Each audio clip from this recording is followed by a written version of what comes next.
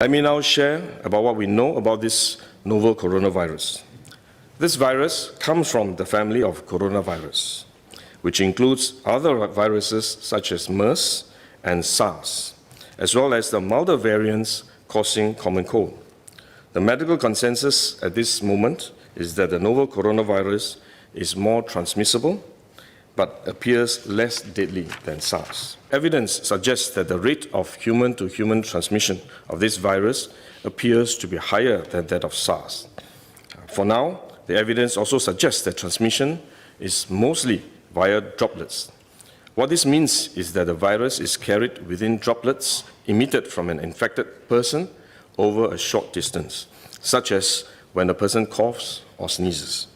If these droplets come into contact with the eyes, nose, or mouth of an individual, directly or indirectly through hands that have come into contact with these droplets, the individual may become infected. To clarify, there is no evidence currently to suggest that the virus is airborne. There are other viruses, such as the chickenpox, which can easily be transported via air currents and do not require droplets to contact the eyes or nose.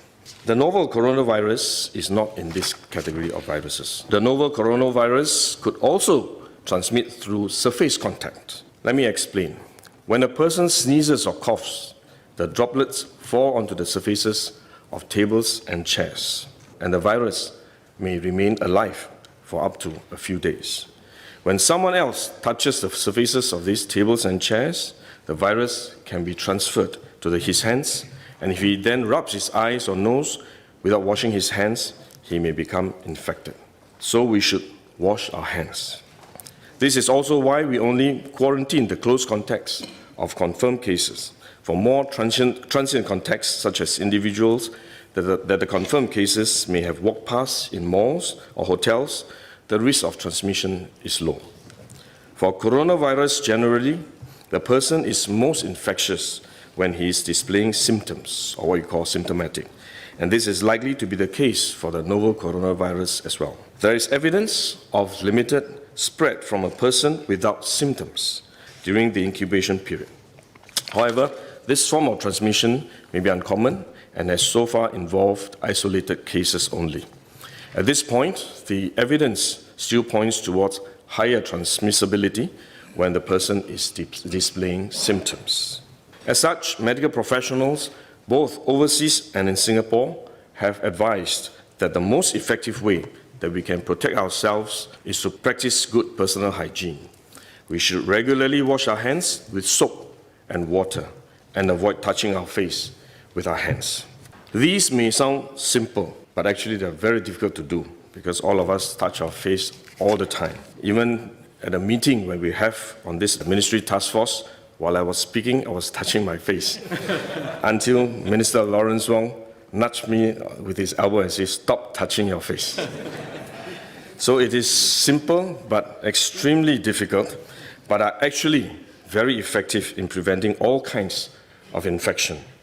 Potential infection from asymptomatic persons, in fact, is less likely to be from coughing or sneezing directly because they don't have symptoms. They are not sneezing or coughing, but more likely by touching contaminated surfaces, for which masks offer no protection. Wearing a mask when we are well often gives us a false sense of security instead, and we are more likely to touch our faces when we constantly adjust our masks, which is one way the disease spreads. At the same time, we need to protect others, our loved ones, friends, colleagues, and fellow Singaporeans that we come into contact with. If we are sick, we should rest and recover at home as far as possible. If we do need to go out to see a doctor, for example, we should wear a surgical mask to protect others. So this is when mask is needed, when we are unwell and have to go out.